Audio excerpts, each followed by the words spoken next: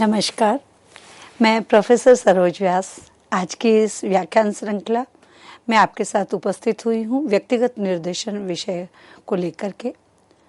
पूर्व के जितने भी हमारे व्याख्यान हुए हैं इस श्रृंखला में, उसमें हमने निर्देशन की बातें करी, निर्देशन के प्रतिमान की चर्चा करी और हम निरंतर निर्देशन और परामर्श के संबंध में चर्चाएं करते रहे हैं। निर्देशन के प्रतिमान किस कौन कौन से हैं, उसके बाद में हम जब चर्चा कर रहे थे व्यक्तिगत निर्देशन की, तो व्यक्तिगत निर्देशन की प्रक्रिया क्या है ये तो हमने जान लिया था कि व्यक्तिगत निर्देशन का मतलब है किसी व्यक्ति को निर्देशित करना, यानी इंडिविजुअल, किसी एक व्यक्ति को निर्देशन दिया जाना। एक अधिक अनुभवी, अधिक शिक्षित और अधिक आयु वाले व्यक्ति के द्वारा किसी कम ये कहूँगी कि अनुभवी और कम शिक्षित व्यक्ति को जो परामर्श दिया जाता है, जो सलाह दी जाती है, उसे हम निर्देशन कहते हैं। व्यक्तिगत निर्देशन की प्रक्रिया की मूल प्रकृति वैयक्तिक होती है। इसमें औपचारिक रूप से गठित सेवाएं उतनी महत्वपूर्ण नहीं है जितने की अनौपचारिक आवश्यकता वाली होती हैं। आज हम व्यक्तिगत निर्देशन की प्रक्रिया की व्याख्या करने वाले चर्चों पर भी चर्चा करेंगे। सभी प्रकार के निर्देशन प्राय व्यक्तिगत होते हैं, लेकिन व्यक्तिगत मामले जैसे घरेलू संबंध, आपसी सहयोग, दोस्तों का चयन, वैवाहिक संबंध और ऐसे अनेक संदर्भ है जहां व्यक्ति को किसी प्रकार की सलाह की आवश्यकता होती है। इस संदर्भ में व्यक्तिगत निर्देशन से तात्पर्य किसी व्यक्ति को उसके जीवन के सभी क्षेत्रों और दृष्टिकोणों के विकास को ध्यान में रखते हुए दी जाने वाली सहायता होती है। मनुष्य के जीवन में विभिन्न प्रकार की आवश्यकताएं होती है। मनुष्य की जब हम बात करेंगे, व्यक्ति की बात करेंगे, बालक की बात करेंगे और विद्यार्थी की बात करेंगे, तो सबसे पहले जब निर्देशन की हम बात करते हैं या परामर्श की बात करते हैं तो वहाँ पर आता है व्यक्तिगत। अब व्यक्तिगत में आपका सबसे पहले शारीरिक आपकी समस्याएं हो सकती है, तो शारीरिक आपको शारीरिक रूप से आपके व्यक्तित्व के लिए निर्देशन, उसके बाद में मानसिक कोई भी समस्या हो सकती है, उसके लिए व्यक्तिगत निर्देशन, शैक्षिक समस्या हो सकती है, व्यावसायिक समस्या हो सकती है, मनोवैज्ञानिक कोई मनोवैज्ञानिक समस्या हो सकती है, पारिवारिक समस्या हो सकती है या किसी और प्रकार की समस्याएं भी हो सकती है, सामंजस्य की समस्या भी हो सकती है या आप कुंठा का भी आप में विचार आ सकता है। तो विभिन्न प्रकार की समस्याएं होती हैं और इसलिए किसी भी व्यक्ति को उसके जीवन के सभी क्षेत्रों और दृष्टिकोणों को विकास को ध्यान में रखते हुए दी जाने वाली सहायता, सलाह और परामर्श व्यक्तिगत निर्देशन के अंतर्गत आती है। अब हम बात कर रहे थे व्यक्तिगत निर्देशन की प्रक्रिया की, तो व्याख्या मतलब कौन कौन से ऐसे चरण हैं जिनसे हम व्यक्तिगत निर्देशन की प्रक्रिया की व्याख्या कर सकते हैं, उस पर हम बात कर रहे हैं। सबसे पहले मैं बात करना चाहूँगी सद्भाव स्थापित करना। जब किसी एक समस्या से ग्रसित या किसी एक परेशान या किसी एक दुविधा में फंसे हुए या किसी एक नकारात्मक सोच वाले या एक कोई जो अपने आप को पराजित समझ रहा हो ऐसे या दिग्भ्रमित हो रहा हो, ऐसे जब किसी व्यक्ति को, बालक को, विद्यार्थी को जब निर्देशन दिया जाता है तो सबसे पहले सद्भाव स्थापित करना पड़ता है। व्यक्ति के साथ सौहार्दपूर्ण संबंध स्थापित करना, जिससे वह अपने पारिवारिक संबंधों एवं समस्याओं को बिना किसी हिचकिचाहट के निर्देशन कार्यकर्ताओं के सामने, कर्मचारियों के सामने उजागर कर सके। सद्भाव स्थापित करना, देखिए कोई भी व्यक्ति है, ऐसे हम रास्ते चलते, हम कितने भी परेशान हो, कोई बालक कितना भी परेशान हो, कोई विद्यार्थी के सामने कितनी भी समस्याएं हो, लेकिन वो किसी रास्ते चलते हुए व्यक्ति को, किसी अनजान व्यक्ति को जिसके साथ उसका कोई संबंध नहीं है, जिस पे वो भरोसा नहीं कर पा रहा, ऐसे व्यक्ति को वो अपनी बात क्यों बताएगा? क्यों वो अपने परिवार की चीज़ों क्यों उसके सामने लेके आएगा? वो क्यों उसके सामने अपनी समस्याओं को उजागर करेगा? तो इसके लिए जब हम व्यक्तिगत निर्देशन के परामर्श की प्रक्रिया की बात करते हैं तो सबसे पहले आता है सद्भाव स्थापित करना। सद्भाव के बाद में दूसरा जो बिंदु है वो है रुचियों एवं व्यक्तित्व गुणों का आकलन करना। जब हम किसी का निर्देशन करते हैं तो सबसे पहले हमें ये देखने की आवश्यकता होती है कि उस व्यक्ति की रुचियां किस में हैं और उसके व्यक्तिगत लक्षणों का पता लगाना भी बहुत जरूरी है। इस कदम के अंतर्गत रुचियों और व्यक्तित्व के पहलुओं का वस्तुनिष्ठ मूल्यांकन करने के लिए विभिन्न प्रकार के मापन एवं परीक्षाओं का उपयोग किया जा सकता है। मैंने आपसे कहा कि जब हम निर्देशन के व्यक्तिगत निर्देशन की प्रक्रिया की बात करते हैं तो दूसरे बिंदु पे जब हम बात कर रहे हैं तो मैंने आपसे कहा कि रुचियों एवं व्यक्तिगत गुणों का, तो रुचियों के लिए रुचि परीक्षण वो मानकीकृत भी हो सकता है और अध्यापक निर्मित भी हो सकता है, वो उससे टेस्ट के द्वारा उसका मापन किया जा सकता है। व्यक्तिगत गुणों के लिए हम जो पर्सनालिटी टेस्ट करते हैं उसके द्वारा किसी भी बालक के, विद्यार्थी के, व्यक्ति के व्यक्तित्व के गुणों का और उसकी रुचियों का आकलन किया जाता है और उसके बाद में उसे निर्देशन दिया जाता है। फिर आता है समायोजन एवं अन्य समस्याओं से संबंधित स्थिति का जानकारी लेना या जायजा लेना। समायोजन, देखिए मनुष्य के जीवन सारा समायोजन पे है। परिजनों के साथ समायोजन, सहपाठियों के साथ समायोजन, पड़ोसियों के साथ समायोजन, अभिभावकों के साथ समायोजन, समुदाय के साथ समायोजन, समाज के साथ समायोजन और सहकर्मियों के साथ समायोजन। तो व्यक्ति के समायोजन से संबंधित समस्याएं तथा अन्य समस्याओं का मूल्यांकन करना। जब हम किसी को निर्देशन देंगे तो सबसे पहले उसके समायोजन की स्थिति क्या है, क्या वो लोगों से घुल मिल पाता है, क्या उसकी मित्र मंडली है, क्या परिजनों के साथ उसके संबंध अच्छे हैं, क्या पड़ोसियों के साथ उसके संबंध अच्छे हैं, अध्यापक के साथ शिष्य का संबंध कैसा है, शिष्य के साथ अध्यापक का संबंध कैसा है। तो उसके समायोजन से संबंधित समस्याएं हैं, वो समायोजन कर पा रहा है या नहीं कर पा रहा है, ये देखना भी बहुत जरूरी हो जाता है। तो ऐसे में समस्याओं का समायोजन और उनका मूल्यांकन करना बहुत जरूरी है। इसके लिए मनोविश्लेषण के तरीकों का उपयोग करना वांछनीय होता है। यानी जब हम समायोजन की बात करते हैं तो उस समय हम साइकोलॉजिकल टेस्ट जो है उनकी भी बात करते हैं। फ्रायड, जंग एंड एडलर के अनुसार व्यक्ति के अहम यानी ईगो तथा परा अहम यानी सुपर ईगो के विकास के कारण ही उसके आपसी समायोजन और वास्तविकता का एहसास होता है। कुछ लोग होते हैं जिनमें बहुत ईगो होता है, बहुत अहंकार होता है, उन्हें लगता है कि उनसे, और कुछ में सुपर ईगो होता है, यानी उन्हें लगता है कि वो सर्वज्ञ हैं, उनमें कोई कमी नहीं है, वो सबसे सर्वश्रेष्ठ है, और ऐसे में समायोजन की जो परेशानी है वो उत्पन्न होती है। उचित परामर्श प्रदान करना, व्यक्ति को आवश्यक परामर्श देना और उसके आधार पर उसके तथा पर्यावरण के बीच अच्छा समन्वय स्थापित करना, यानी उसको अच्छा परामर्श देना। ये नहीं देखना कि व्यक्ति हम जो परामर्श दे रहे हैं, जो निर्देशन दे रहे हैं, उससे सामने वाला व्यक्ति खुश है या नहीं खुश है, वो क्या चाहता है, इस बात का फर्क नहीं पड़ना चाहिए निर्देशनकर्ता पे। निर्देशनकर्ता का दायित्व बनता है कि वो उसको आवश्यक परामर्श दे, यानी जो उसकी जानकारी है उसका परामर्श दे और उसके आधार पर उसके तथा पर्यावरण के बीच में अच्छा समन्वय स्थापित कराए।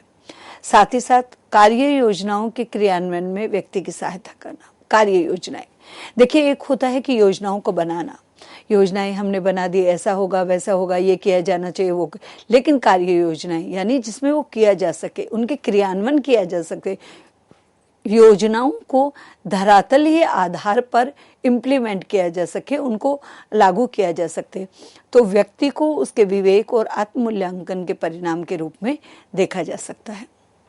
फिर और एक प्रक्रिया में जो बात हम कर रहे हैं वो है समस्याओं के समाधान पर परिचर्चा। निर्देशन या परामर्श क्यों दिया जाता है, सलाह क्यों दी जाती है, सुझाव क्यों दिए जाते हैं कि कोई व्यक्ति किसी एक निश्चित क्षेत्र को लेकर के यदि वो समस्या से ग्रस्त है, उलझन में है, दिग्भ्रमित है या उसे निर्णय नहीं ले पा रहा है, ऐसी स्थिति में समय समय पर व्यक्ति की समस्याओं के निवारण तथा समाधान के बारे में चर्चा करना। इस कदम के अंतर्गत निर्देशक एक कुशल चिकित्सक की तरह सेवार्थी से उसकी समस्याओं के संतोषजनक समाधान के बारे में पूछता है। यानी निर्देशनकर्ता बिल्कुल वैसे ही हो जाता है जैसे एक चिकित्सक होता है, और चिकित्सक अपने अपने मरीज से उसकी समस्याओं के बारे में पूछता है और संतोषजनक समाधान के बारे में वो बात करता है। तो ऐसे ही निर्देशन में निर्देशनकर्ता जो है वो उसके समस्याओं के समाधान के बारे में चर्चा करता है और साथ ही साथ में उसके संतोषजनक समाधान के बारे में पूछताछ भी करता है। और सेवाओं पर परिणामों का मूल्यांकन, यानी सेवार्थी जो है उस पर उन परिणामों का मूल्यांकन करना। हमने कोई सेवार्थी है, किसी को निर्देशन चाहिए, कोई निर्देशन लेने आया हुआ है, कोई दिग्भ्रमित है, उसको हमें निर्देशन देना है और वो निर्देशन देने के बाद क्या उस पे सेवार्थी पर उसके परिणामों का, उसका क्या परिणाम निकल के आए, वो समझ पाया या नहीं पाया, इसके लिए मूल्यांकन किया जाना बहुत जरूरी है। निर्देशकों की एक टीम के द्वारा समस्या की प्रकृति का मूल्यांकन, प्राप्त समाधान और व्यक्ति के समायोजन के परिणाम व्यक्तिगत निर्देशन की प्रक्रिया में अंतिम चरण पे है। यानी निर्देशकों की एक टीम के द्वारा समस्या की प्रकृति का मूल्यांकन, समस्या कैसी है, व्यक्तित्व से संबंधित है, मन से संबंधित है, समायोजन से संबंधित है, शिक्षा से संबंधित है, घरेलू झगड़ों से संबंधित है। ये सारी समस्याओं की प्रकृति को पहले समझ के उनका मूल्यांकन किया जाना और उसके बाद क्या करना, उसके बाद में वो जो समाधान प्राप्त हो रहे हैं उन समाधानों से व्यक्ति के समायोजन के परिणाम में व्यक्तिगत निर्देशन की प्रक्रिया है। अंतिम चरण हम इसे कह सकते हैं व्यक्तिगत निर्देशन की प्रक्रिया का यह अंतिम चरण है।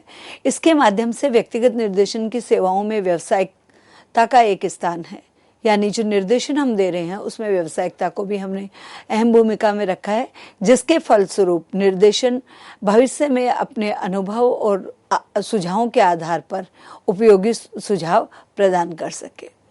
तो ये जो अभी तक हमने चर्चा की है आपसे, वो मैं चर्चा आपसे कर रही हूँ कि सबसे पहले हमने बात करा कि निर्देशन की प्रक्रिया कैसे है और निर्देशन की प्रक्रिया के लिए कौन कौन से बिंदु है जिन पर हमें चल करके आगे बढ़ना चाहिए। सबसे पहले मैंने आपसे कहा सद्भाव स्थापित करना, उसके बाद में मैंने आपसे कहा रुचियों एवं व्यक्तिगत गुणों का आकलन करना, यानी विद्यार्थी स्वयं ही अपनी रुचियों और व्यक्तिगत गुणों का आकलन करे।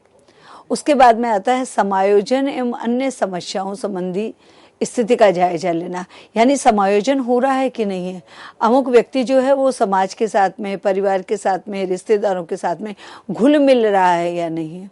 इसके लिए मनोविज्ञान के तरीकों का उपयोग वांछित है और वहाँ मैंने बताया है कि फ्राइड है, जंग है, एडलर है आदि कई ऐसे वैज्ञानिक हुए हैं जो समायोजन की वास्तविक स्थिति का आकलन कर पाते हैं। ये तो हमारी बात हुई कि हमने चर्चा की और उसमें फिर हमने चर्चा को आगे बढ़ाते हुए हमने कहा कि उचित परामर्श जो है, उचित परामर्श के में हम उचित परामर्श के लिए हम समाधान देते हैं, सेवार्थी के परिणामों के मूल्यांकन के लिए समाधान देते हैं। अब हम बात करेंगे व्यक्तिगत निर्देशन के उद्देश्य क्या है। ये तो हमने प्रक्रिया की बात करी, चरणों की बात करी कि किस प्रकार से व्यक्तिगत निर्देशन दिया जाता है, और अब हम चर्चा करेंगे कि व्यक्तिगत निर्देशन के उद्देश्य कौन कौन से। तो सबसे पहले मैं बात करना चाहूंगी व्यक्ति के पारिवारिक समायोजन के लिए उद्देश्य क्या है। सबसे पहले पारिवारिक, देखिए मनुष्य एक सामाजिक प्राणी है और जो वो समाज क्या है, व्यक्तियों का समूह है। तो जो सामाजिक प्राणी है तो वो उसके लिए सबसे पहले उसका परिवार आता है। तो हमें ये देखना है निर्देशन का एक मूलभूत और मुख्य उद्देश्य है कि निर्देशन में व्यक्ति के पारिवारिक समायोजन के लिए निर्देशन दिया जाता है। समाज व्यक्तियों के समूह से बनता है और व्यक्ति परिवार की एक इकाई है।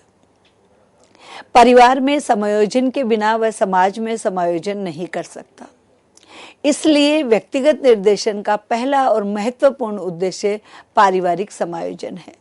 यानी निर्देशन करता है, उसका प्रथम दायित्व है, वो सबसे पहले ये देखता है कि उसके से वो जिसे निर्देशित कर रहा है, जो निर्देशन लेने वाला है, वो क्या वो उसके परिवार में उसका समायोजन है या नहीं, और अगर नहीं है तो परिवार में किस प्रकार से रहना है, कैसे मेलजोल बढ़ाना है, किसकी क्या ड्यूटीज है, किसके क्या कर्तव्य है, इन सारी बातों पे चर्चा होगी और सबसे पहले समायोजन का आपसी तेलमेल की बात होगी। दूसरा, व्यक्ति के सामाजिक समायोजन के लिए अभी अभी मैंने आपसे कहा कि समाज में मनुष्य है और मनुष्य से समाज है, यानी समाज मनुष्य का संगठन है ना। तो ऐसे में समाज में कुसमायोजित व्यक्ति सामाजिक विनाश के लिए जिम्मेदार होता है, क्योंकि बहुत सारे विद्यार्थी होते हैं, बहुत सारे बालिक होते हैं जिन्हें ये लगता है कि जरूरत ही नहीं, हम जो कर रहे हैं वो ही ठीक है, हमने जो कर दिया वो ठीक है। लेकिन नहीं, कभी कभी समाज के विकास के लिए हम सब की भागीदारी है, हम सब की जिम्मेदारी है। इसलिए व्यक्तिगत निर्देशन का दूसरा महत्वपूर्ण उद्देश्य व्यक्ति का सामाजिक समायोजन करना होता है। उसके बाद में व्यक्ति की शैक्षिक आवश्यकताओं को पूरा करना।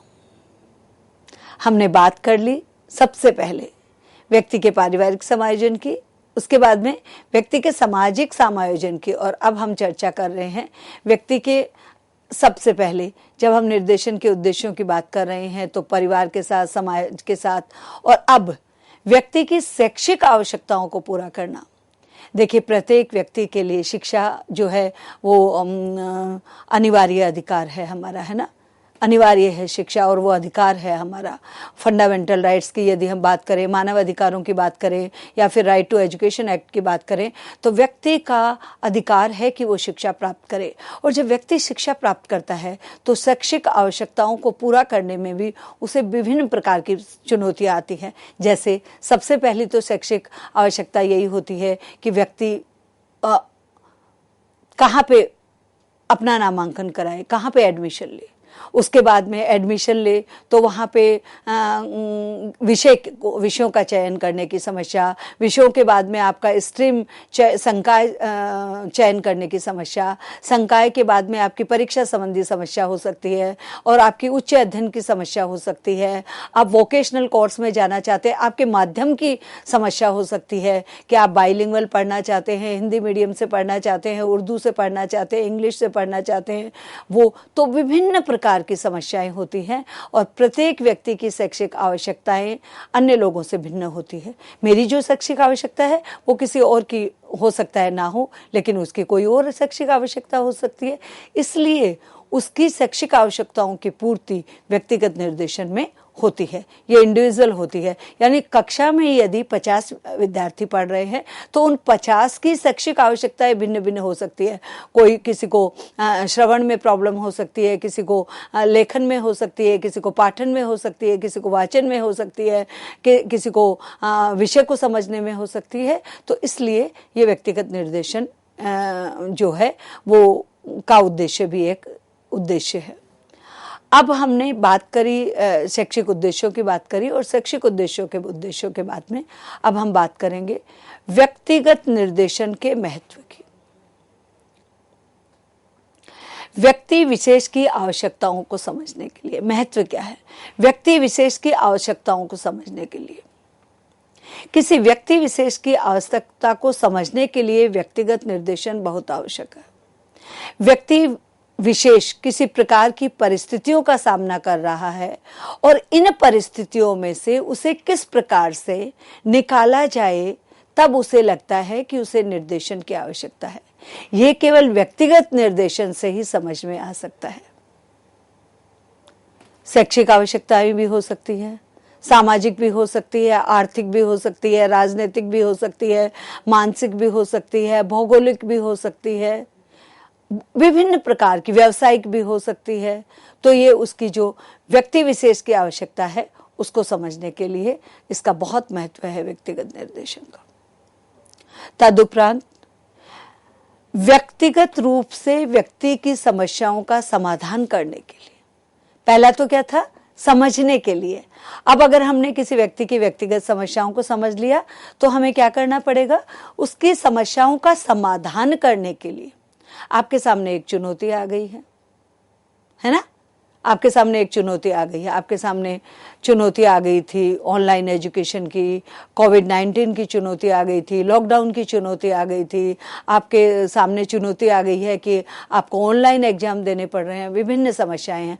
अब उन समस्याओं को हमने समझ तो लिया, समझने के बाद उनके समाधान के लिए भी निर्देशन व्यक्ति को दिया जाता है। व्यक्ति की कई समस्याएं ऐसी होती हैं कि उन्हें समूह में हम हल नहीं कर सकते, ऐसी स्थिति में भी व्यक्ति को व्यक्तिगत निर्देशन की आवश्यकता होती है ताकि वह समस्याओं का व्यक्तिगत समाधान प्राप्त कर सके। मान लीजिए कि कोई व्यक्ति है जिसकी आर्थिक स्थिति अच्छी नहीं है और वो किसी सेमिनार में, किसी वर्कशॉप में, किसी कॉन्फ्रेंस में भाग नहीं ले पा रहा है। किसी की समाधान निकालना कि कैसे हम उसको बाहर निकालेंगे उस व्यक्ति की। देखिए, मैं आपसे एक उदाहरण के रूप में मैं आपको समझाती हूँ। आज मैं एक छात्रा से मिली और जब हमने छात्रा को ये बताया कि एक इंटरनेशनल एक्सचेंज प्रोग्राम विद्यार्थियों का जो है वो आपस में उनका मेल मिलाप का एक प्रोग्राम हम कर रहे हैं और उस प्रोग्राम के लिए, एक सप्ताह के प्रोग्राम के लिए जो हमारी फीस है वो 5,000 रुपये है। ये एक चीज थी। अब ये क्या था कि उस बालिका ने आकर के केवल वो देखा कि वो बालिका कक्षा से बाहर चली गई, बात नहीं कर रही है, ग्रुप में नहीं जा रही है, तो उसकी समस्या को समझना कि वो ऐसे क्यों कर रही है, क्यों वो इसमें पार्टिसिपेट नहीं करना चाहती, क्यों वो उसे इग्नोर कर रही है, क्यों ये बात सुन करके, ये अनाउंसमेंट सुन करके वो विचलित क्यों हो गई है। तो सबसे पहले तो उसकी समस्या को समझने के लिए समाधान, एंड तदुपरांत समस्याओं के समाधान के लिए जब हम उससे मिलेंगे, उसकी समस्याओं को समझेंगे, उससे बात करेंगे, तब हमें समझ में आएगा। अब जब हमने उससे बात करी तो हमें पता चला कि वो बालिका आर्थिक रूप से बहुत ही कमज़ोर वर्ग से आती है और उसकी जो अपनी शिक्षा के लिए उसका जो फीस है वो भी कहीं से उधार लेकर के कराया गया है, इसलिए वो 5,000 की राशि को नहीं कर सकती। अब समस्या के समाधान के लिए, तब समस्या के समाधान के लिए उसे स्कॉलरशिप के लिए प्रोत्साहित किया जाए या उसे किसी और कार्य के लिए, पार्ट टाइम जॉब के लिए किया जाए, तो इस प्रकार से उसका समाधान करने के लिए। अब आया समस्या का त्वरित समाधान। त्वरित क्या होता है? तत्काल समाधान, है ना। त्वरित समाधान है कि मान लीजिए, जैसे एक उदाहरण से मैं आपको समझा देती हूँ। त्वरित समाधान है कि मेरे सर में बहुत तेज दर्द हो रहा है, और त्वरित समाधान क्या है? त्वरित समाधान है कि मुझे एक टैबलेट दे दी गई है, मुझे एक डिस्प्रिन दे दी गई है, कोई और टैबलेट दे दी गई है। त्वरित यानी उससे आधा एक घंटे में आपका समाधान निकल जाएगा, आपका सिर दर्द खत्म हो जाएगा। तो त्वरित यानी किसी भी समस्या का तत्काल समाधान निकालने के लिए, समस्या को तुरंत समाधान करने के लिए व्यक्तिगत निर्देशन बहुत महत्वपूर्ण है। इसमें व्यक्ति सीधे अपने निर्देशक से संपर्क करके अपनी समस्या का त्वरित समाधान प्राप्त कर सकता है ना। तो ये तत्काल किसी समस्या का समाधान किया जाना। और क्या महत्व है निर्देशन का, व्यक्तिगत निर्देशन का महत्व? समस्या का पूर्ण समाधान। देखिए, अभी मैंने आपसे क्या कहा? सबसे पहले हमने बात करी समस्या को समझने के लिए समाधान, फिर हमने बात करी उसके समाधान के लिए निर्देशन का महत्व है, फिर त्वरित, तत्काल, और अब हम बात कर रहे हैं समस्या का पूर्ण समाधान यानी जड़ से खत्म कर देना। कोविड 2019 जब आया था तो त्वरित समाधान क्या था? त्वरित समाधान था लॉकडाउन, सबको घरों में बंद कर दो। तो त्वरित समाधान था कि उससे वो फैले नहीं। लेकिन उसके बाद में हम बात कर रहे हैं समस्या के पूर्ण समाधान की। पूर्ण समाधान के उसमें वैक्सीन का आविष्कार किया गया, वैक्सीन बनाई गई, 1, 2 और 3 चरणों में वैक्सीन लगाई गई, और इस प्रकार से पूर्ण समाधान। तो व्यक्तिगत निर्देशन से ही व्यक्ति की समस्या का पूर्ण समाधान संभव है। व्यक्ति और निर्देशक के बीच कोई बाधा नहीं होती है और वह अपनी निजी बातों को भी निर्देशक के सामने रखता है और अपनी समस्या का समाधान होने तक निरंतर निर्देशन प्राप्त करता रहता है। तो ये इसके लिए भी व्यक्तिगत जो निर्देशन है उसका महत्व है। उसके बाद बात करेंगे हम व्यक्तिगत गोपनीयता के लिए। कुछ समस्याएं ऐसी होती है, जैसे मैंने अभी आपको एक उदाहरण दिया कि एक छात्रा है जो आर्थिक रूप से सक्षम नहीं है और वो ये नहीं चाहती कि उसके सहपाठियों को, उसके सभी अध्यापिकाओं को इस बात का पता चले कि वो आर्थिक रूप से बहुत कमजोर वर्ग से आती है।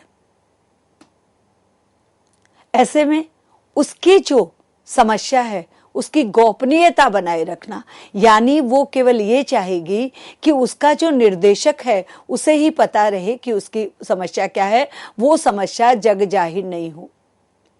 कुछ विद्यार्थी है, उनमें डिप्रेशन की परेशानी होती है, कुछ की पारिवारिक समस्याएं होती हैं, किसी की सामाजिक समस्याएं होती है, किसी की समायोजन की समस्या होती है, किसी की लेखन की समस्या होती है, और किसी की, जैसे कि मैंने आपको बताया, आर्थिक समस्या होती है।